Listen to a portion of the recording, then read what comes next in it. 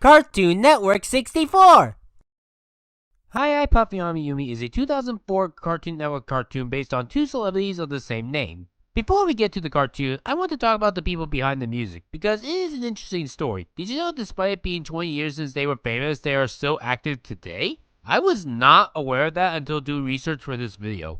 Their original name was Puffy, but was changed to Puffy AmiYumi in America specifically to avoid copyright infringement with Sean Combs, who went by the name Puffy. Yumi Yoshimura and Ami Onuki are Japanese pop rock stars, but they do some English as some of their songs have English lyrics sung by them. These guys are pretty big in Japan from what I'm able to gather. Not as big as something like Nintendo or even Studio Ghibli, but they do have a sizable audience. Their first ever song, Asia no Jushin, sold over 1 million copies in its first year of 1996. Jet's CD was what put them on the map in 1998. It has sold over 50 million copies. Most of their success was the two performing/trying out for Sony Music Entertainment. The two started off separately.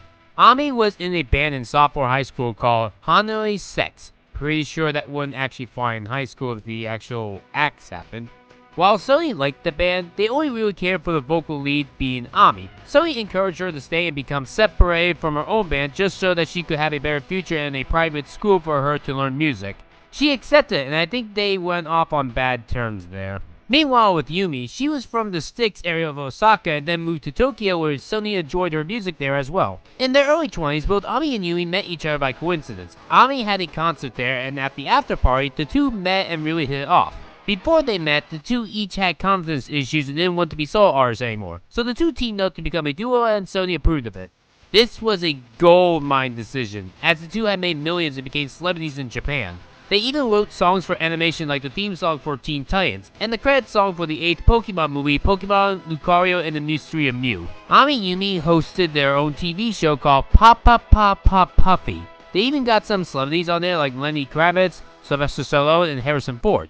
In the mid-2000s, they got their own Cartoon Network show, aptly titled Hi, Puffy AmiYumi. This is the reason you clicked on this video, and why anyone of my generation has ever heard of this band. This is also what the video is about, and not the actual band. But I think talking about the behind the scenes of the band is a little bit more fun than the actual show itself. How the show was made, though, was also interesting. Sam Register, the current president of Warner Brothers, listened to AmiYumi's music in the early 2000s. He wanted people in America to know more about AmiYumi since he enjoyed their music, and thus, a television show premiered in 2004. The animated TV show, which is their second show on the band ever, not the first, but the animated series follows a silly comedy. This show follows the two around the world in a tour bus performing at various locations and causing shenanigans depending on where they are at. In the English dub, the celebrity duo do not voice the girls. Instead, they got Janice Kawai for Ami and Grey Delal for Yumi. I like these choices because both also were unique to pick. Janice, despite living in America, is Japanese descended. Grey Delal had nothing Japanese to her, but she decided to learn how to speak Japanese because of the show, even though it was never required for her to learn Japanese. She learned the language to pay respect to AmiYumi. The show was inspired by lots of productions. In Japan, they were inspired by things like Pokemon, Digimon, Walt Disney Animation Japan, and Studio Ghibli. For America, there was Rankin Bass, MG Warner/Hanna-Barbera old cartoons, and the works of Jay Ward. Some of the writers of this show were writers of the Nicktoon Cat Dog. This show was part of the early 21st century trend of bringing anime to America, and I think that was one of the best decisions ever made in animation. While anime has been around in America since the time that my parents were kids, a lot of it were things like Speed Racer. Basically, it was corny and only meant for little kids, made infamous through the dubbing.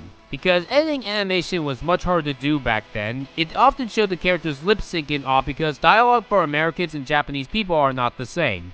Ergo, the wording pronunciations were off. This has been parodied and mocked for decades. What did we learn from watching the Kung Fu Marathon? Okay, to be cool, you must be one with yourself mentally and physically. No! It's all about talking like this. You have disgraced my people. We shall engage in combat. But at the turn of the millennium, Japan decided, hey, we can make more money if we market towards America. And it was a very good decision. Some of the best animated shows of all time are Japanese. If it wasn't for these kinds of decisions, I don't think I would be able to experience some of the greatest pieces of media ever done in the history of animation. Not only was Japanese animation coming more to America, but many Western shows started taking Japanese influence. Samurai Jack, Avatar, Teen Titans, Shaolin Showdown, and so many more. However, there were a couple of problems with this decision. The first problem was the language. Do you think most American children will understand this? です私。あ、どうしてコーンだけが残っちゃうのが嫌なんですよね。そうそう。いつもコーンだけ卵と鶏肉は親子でしょだから、卵が原料のマヨネーズをかけて。 More than likely, no. Since most people in America don't understand Japanese, it needed to be dubbed. And unfortunately, at the start, because most of the anime were for kids, corporations decided to do several hacks to the original anime in question when transporting these products to America. Just saying the company's name in question sends shivers down any anime lover's spine. For kids. They made rice balls and Pokemon be donuts. Specifically, jelly-filled donuts. You look kind of down, Ash. Huh? Have a donut. That always cheers me up. Pika pika! These donuts are great. Jelly-filled are my favorite. Nothing beats a jelly-filled donut. And there were many big problems other than that. The most infamous was 4Kids dubbing One Piece. Yo! Don't give it up, Luffy. Don't give it up, Zolo. Don't give it up, Nami. 4Kids, a network specializing in anime for children, decided to take a 14-plus anime and neutered it down to become a 7-plus show, removing blood, guns, and other things to make it for kids. Thankfully, as time went on, this problem became a thing of the past. Like when we got to the 2010s, the problem was mostly non-existent. The other big problem was not everything got dubbed from Japan. There are plenty of anime out there that still only have Japanese dubs like Hibari-kun. It'd be nice if we got English dubs of some anime that don't have English dubs. But alas, I doubt that's ever gonna happen for some shows. But thankfully, most famous anime that currently exists have really good English dubs. Hi Puffy AmiYumi being an early 2000s show had certain cliches of itself, as in this is a Flash animated show. Flash isn't a bad tool, though it is dated in today's world, as Toon Boom is a better program to use in terms of 2D computer animation. And you can really see the cuts in the Flash animation in this show. Often, Ami and Yumi will just randomly appear, which isn't realistic or feels like it follows the 12 principles of animation, other than appeal. This came out the same year as Foster's. While writing-wise it's the same quality, Foster's at least had good Flash animation. This was Cartoon Network's second Flash anime cartoon. Surprising downgrade 3 months later. However, I'm not gonna fault the animation for this show, as it was using a new animation program at the time that most people didn't know how to properly use yet. Keyword, most. A test pilot of the show was made in 2003. It was lost for 15 years until someone uploaded it on Vimeo one day in 2018. It can also be found on YouTube. The show ended in 2006 due to a management shakeup and Sam Register leaving Cartoon Network. He wouldn't return to Cartoon Network until 14 years later. Learning about Puffy AmiYumi was really fun. I grew up with this show as a kid. For this review, I was so excited about it that I even went out of my way to buy a CD of the show. This is the only Cartoon Network 64 show that I went out of my way to buy merchandise for. Is it because it's my favorite Cartoon Network show? No, that's Star Wars The Clone Wars 2003. I just bought it because I thought it would be cool since I was invested in the show. I was very curious, but I will say it's for the behind the scenes stuff because that is far more interesting than the actual show. Because this show is really stupid. Oh my fucking god, it's bad. But you know what? It's my kind of bad. The kind of bad that you can make fun of. But it isn't as mimetic as something like, say, the Super Mario Bros. Super Show. Come on, fellas! Fighting won't solve anything! Oh yeah? Then how come you pushed back the red guy and not the blue? Yeah! How come, Mario? But I do think that it is still fun to make fun of. It's about the same quality as the previous Cartoon Network 64 episode, Foster's Home for Imaginary Friends. That was a C tier 4 out of 10. So is Hi Puffy AmiYumi, but on the negative side, being a negative 4 out of 10. I like Hi Puffy AmiYumi slightly more than Foster's for the record. What is the best way to describe this show? How about taking what you think is a stereotype of a cartoon? Actually, that's about it. Even though the duo are from Japan, their actual cartoon is as stereotypical as a Western cartoon can get. Like, if someone asked me what the most stereotypical cartoon of all time is, Hi Puffy AmiYumi is my answer. It's like the people behind this were asked, what is the first thing that comes to your head for a cartoon? And then they were told to make that. You know that test pilot that I mentioned earlier? Here's what happens in it. Ami and Yumi go to America, and they bring up random cliches for each location. And keep in mind, these cliches are not only not fully related to said area, but lots of them are on stuff that doesn't exist. When they're in America, King Kong is up on the Empire State Building, and he only stops terrorizing so that he can get an autograph of AmiYumi. What? The girls get roped into a high school prom, and thanks to this short, I now know that proms are just an American thing. I had to look up what was going on since these two 20-somethings didn't know what a prom was. So I'm not gonna fault the two for not knowing since proms are an American thing. What I can fault is Ami just randomly going on a football field and becoming a cheerleader within seconds. Also, at the school, music is banned in that town. 'Cause Footloose? And then the rest of the short is a random group of parents chasing out Ami and Yumi even though the two did nothing wrong. They also get a banquet of food, yet before gas station tacos and sausages. I like how the pilot gets Yumi's design down perfectly as well as her voice, but Ami is way different. Even though there is a short image of her with her current hairstyle, ironically enough, they would go with that design and layer over the pilot version. As for Ami's acting, Ami, Go, football team! Take a ball and score the points! Yay! We will experience a new culture. It will be fun. America's so cool. Who would have thought something so disgusting is so wonderful at 2:30 in the morning? It is like magic. sounds like a stereotype of a Japanese person rather than an actual Japanese person. Like, this is what I would expect Family Guy to do a cutaway gag on. Hey, you want to see a movie? Nah, we're Japanese. Let's go watch a schoolgirl bang an octopus. Yeah! feel good. And the actual show is like this. Yes, the animation is a little better, but the rest of the problems remain the same. Minus the stereotype for Ami's actress. A good way to showcase the problems otherwise is actually with the theme song.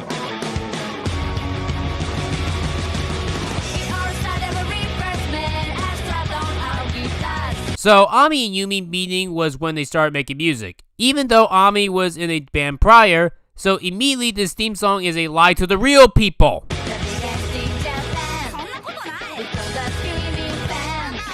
So this theme song makes Ami and Yumi sound like narcissists, which sounds disrespectful to the actual artist, unless they approved of this. They approved of this, right? You know that's not much of a promotion, right? It's kind of like the exact opposite problem of Mike Lewinog. See, the problem with that song is that they were telling me what was not in the show rather than what was in the show. If it was something of horror like Five Nights at Freddy's, where the second game tells us how there are no doors now to protect you, that would be one thing, but it's not. The problem here with Puffy AmiYumi is that by saying anything is possible, it tells you that there is no way to the show. Your show needs some kind of grounded reality and way to keep me invested. Think of Fairy Odd Parents if they didn't have the rules. As screwy and contradictory that it gets, at least the characters can't just wish themselves out of every single situation. Or better yet, for comparison's sake, the previous Cartoon Network 64 episode. One of the main issues with that show was that a kid can imagine themselves out of any situation at any time, which removed the use of conflicts. And in any show, you need some sort of conflict in order to have any plot, stakes, or interest. Without any of that, you basically don't have an audience connection. Or, simply put, you don't follow the 12th principle of animation, which is appeal. In Hi Puffy AmiYumi, they added a third main character, the girl's manager, Kaz. How do I want to describe Kaz? Take SpongeBob and Patrick's stupidity and Mr. Krabs' greed. You know how SpongeBob in the late 2000s, early 2010s wasn't doing the best, and Patrick's SpongeBob and Mr. Krabs had problems? Penny, I must have buried it around here somewhere. I just have to keep digging. Squidward, could you keep it down, please? Trying to find my starting pitch here. Patrick, why did you just walk into Goo Lagoon? SpongeBob, you can't always expect my usual brand of stupidity. I like to mix it up. Keep you on your toes. Yep, that's Kaz. He's basically those three SpongeBob characters, but only their bad sides. He's their flaws without the good. Kaz is very annoying, and he's the worst character on this show. I've taken this shortcut 1,000,000 times. Going from New York to Boston requires a shortcut through Africa? Ooh, French fries! Satisfy my love for French fries!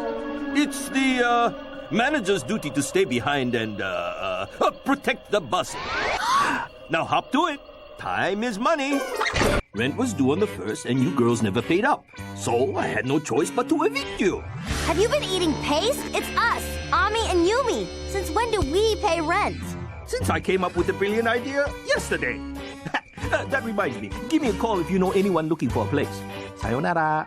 I guess this was one of the many shows in the 2000s that tried to rip off SpongeBob when it was at its most popular. Most of the plots are like that, just being random nonsense. But unlike SpongeBob, where it makes its nonsense balanced, good, funny, and entertaining, this show is just throw shit at the wall. And let's just say the stuff they used didn't always stick. The first actual episode of the show, Disharmony, is about this one girl who is a stalker. That is what the plot is. And the show doesn't know the difference between a fan and a stalker.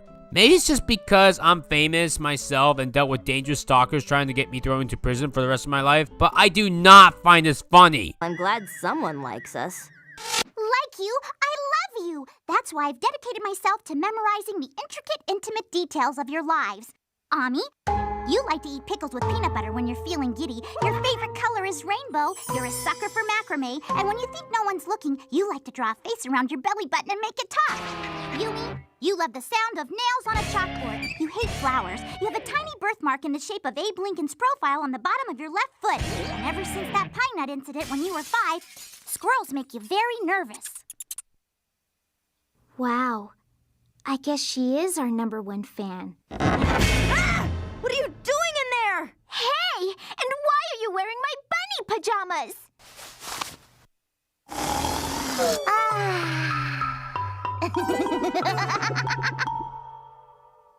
On second thought, I don't want to know.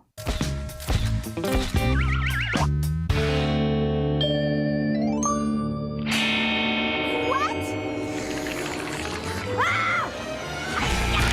Take that, evil face licker. No one is too cool for luxurious pop star pampering, especially when it includes a soothing foot massage. We didn't ask for foot massages.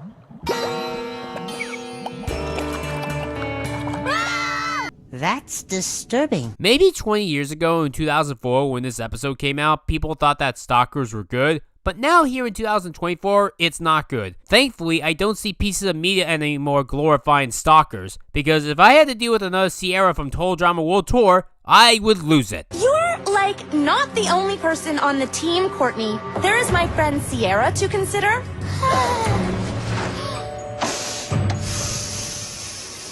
Your friend is going through Cody's stuff like a starving raccoon goes through a dumpster. I think his shoelace just went up her nose. Ugh. Are there more barf bags around? Now that I think about it, she acts like that one woman from Misery. I'm your #1 fan. I'm your #1 fan. I just noticed that Yumi's skull changes faces in this episode. Okay, that's enough autographs for one day. I don't want to cramp my guitar playing hand. Not helping is that for whatever reason, Ami and Yumi don't get restraining orders. Trust me, they are useful. I helped a woman once get a restraining order for a bad person that was in their lives. She told me she's been happier since that person is no longer in their life, and she thanked me for helping her get rid of that person. Then out of nowhere, Ami and Yumi love this stalker. I guess this means she's not our #1 fan anymore. I don't know about you, but I kind of miss her. Me too. Let's get her back! Hey, come back! You're #1 fan! This show doesn't understand stalkers. Then again, this show thinks that Fred and Barney from the Flintstones are Western and not caveman/BC time. Same episode, by the way. The show often has Ami and Yumi act like bitches. Episode 2 has Ami losing her shit when she is trying to find these $5 and steals from a little girl just to get it. Where is it? I must collect all 5 Huggle Buddies! I did it! Bunny! Bunny! Bunny! Bunny Huggles!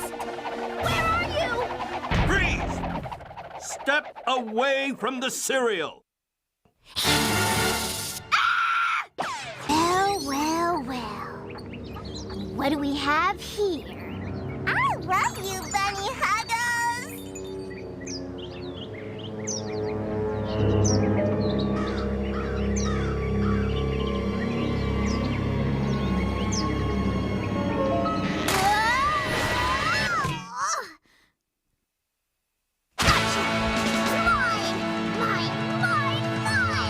Hey, Ami, aren't you a famous pop rock star? Just use your good charm to get what you want. I know Kaz won't let you spend money, but I figure you'd be smart enough to think of your charm. Hey, isn't Ami supposed to be the nice one? The peppy, cheerful, optimistic girly girl goes on a rampage because she can't find a bunny doll. And when Yumi trades her own guitar for it, while it's nice that Ami thanked her, she finds a panda doll and it's like, oh, here we go again. I'll never forget the supreme sacrifice. Now my life is complete.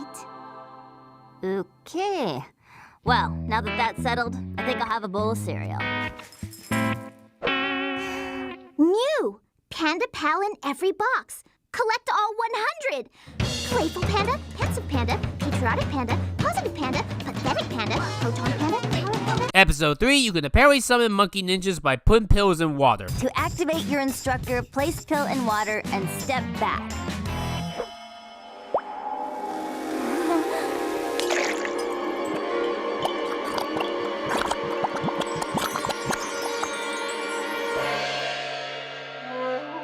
I am Master I Ming Pang, biodegradable monkey ninja instructor. Though I like both Ami and Yumi's ninja outfits, they're cute. I kinda want to have an outfit that Ami wears here. Episode 4 has vampires steal Ami and Yumi's talent, and Yumi can get their own talent back by using a plunger on the vampire's face. This calls for drastic action. Consider your contract null and void. No way, buddy! You got us into this mess, you're gonna help us out of it! Okay, fine. And now to take back what's ours. Cool. And ouch. Now let's bolt. Okay then, I'll have to keep that in mind. Instead of using garlic to defeat the vampires, use plungers. Episode 5 is a less funny version of that one Looney Tunes episode with the bull. Into Las Vegas, San Bernardino. Of course you realize this means war. Episode 6 has every baby cliche that you've ever seen in a piece of fiction. Episode 7 has Ami being a liar, keeping a secret, working for a circus. I like how in the next episode, despite Ami proving that she can do other jobs, she has no skills doing anything else. Which the whole point of episode 8 is saying that Ami has no skills, even though literally in the previous episode she had skills. Episode 9 has Yumi trying to murder a man because she didn't get a scooter. Congratulations, Team Puffy! You're our grand prize winners! Enjoy your authentic, impressive, extraordinarily accurate, and remarkably handsome Clyde Easy Glide Dashboard Head Bobbler. Oh, thank you! Hey, what about my scooter? Yumi, our DPH adventure wasn't about winning glamorous gifts. It was about teamwork and puffy power. Get real. I want my prize. That about does it for this week's edition of Dance Party Hysteria. I'm Clyde Easy Glide. See you next time. Not if I have anything to say about it.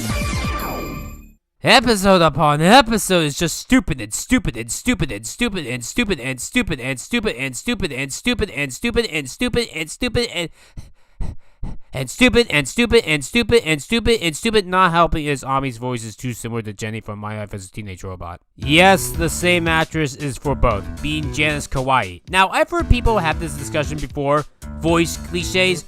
Like when people hate how child actors are voiced by adults, like in shows such as Gravity Falls, DuckTales 2017, and Big Mouth. I never had this issue because the adults usually perform well with these child characters. Some people have the issue when an actor uses the same voice for every performance. I never personally had this issue. I think voice actors using the same voice can be good, but this show has probably the only time an issue where I have this problem. I used to think this was a Nicktoon because the voice sounded too similar to Jenny, and I guess to myself I thought this was Teenage Robot.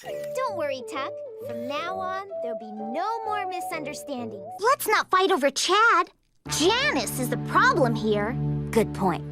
And if it's Janice he likes, then we need to be more like Janice than Janice. And this confused 8-year-old me when this show came on. I didn't pay attention to what network I was watching back then whenever I turned on a TV channel, so that's why I once had this issue. Voice actors have variety. Off the top of my head, I know that Christina V can have herself play a serious character like Hamura from Monica Magica, but also do a childlike voice for young Donald Duck in DuckTales 2017. You're sharp. Yes, you're right about me. I don't give a damn if you live or die. I don't care.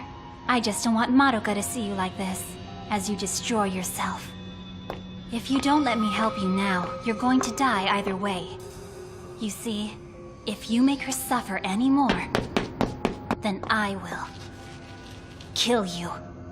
Right here, right now. Excuse me, this song isn't about you. Store up all that rage in the bin. Rich and... And honestly, I still don't have that problem when a voice actor uses a similar voice for other characters. I don't care who Patrick Warburton plays. I don't care if all his roles sound like Krong. I still think they're funny. Who wears short shorts? I wear short shorts! This show, interestingly enough, does have my cliche for voice acting. I said it before and I'll say it again here. I do not like it when a professional voice actor is told to be as annoying as possible. Obviously, it's not the actor's fault. It's the voice director's fault. In this show, Grey DeLisle as Yumi sounds kinda bored. Technically, it's Kaz's fault. We were just along for the ride. I'm Ami. And I'm in pain. Oh no, it has to be the one true burger, Pink Palace. Haven't you heard the jingle? Any old burger can be hot, but Pink Palace burgers are the coolest. I'm sure you can wait till morning. Here I am starving, and you're so selfish you'd let me. You don't even care about your best friend. Of course I do, but... Oh, all right. I'll do it for you. The girl likes her hamburgers. I mean, I guess I should be happy that Grey isn't using her screaming voice that she does in other shows. You listen to me, bub. No one makes my daddy wash dishes. He's done with your stinky job and your stinky restaurant. And another thing. But, I don't know. I kinda think that Grey could do much more even with a boring tone. I mean, didn't a couple of years before this show came out, she voiced Mandy in The Grim Adventures of Billy and Mandy? You screwed up again, didn't you? Mandy! I met Jack-O-Lantern and he got grim sight and he's crazy! And we got candy and crushed cars! And that was fun. Mandy sounded boring, I guess, there. But it was more memorable, it sounded more sinister per se. And as such, it was more entertaining. Looking at this show again definitely was an experience. It wasn't the greatest, but I put it above the previous show for that it wasn't super insulting. And it wasn't disappointing like Foster's for that. Even as a kid, I thought this show was fine and nothing groundbreaking, like what I once thought that Foster's was. For Puffy AmiYumi, -4 out of 10, C tier. It's not that great, but I do think this show is a little bit of fun to make fun of.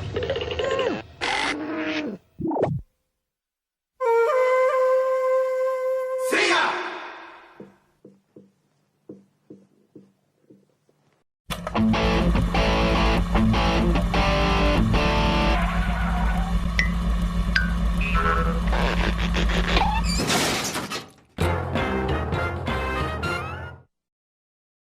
Coming up on the Cartoon Network. You can't stop the girl. When crazy creatures come, she has to stop them. She'd be happy if it wasn't a problem. She's the one who has